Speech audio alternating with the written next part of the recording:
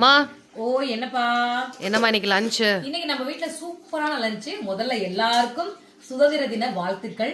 ஒவ்வொரு வீட்டுல இருக்க தாய்க்கு உள்ளான மரியாதையை செஞ்சு அவங்களுக்கு செய்ய வேண்டியதை செஞ்சோம்னாவே நம்ம தாய் நாட்டுக்கே செஞ்சுதான் அர்த்தம்.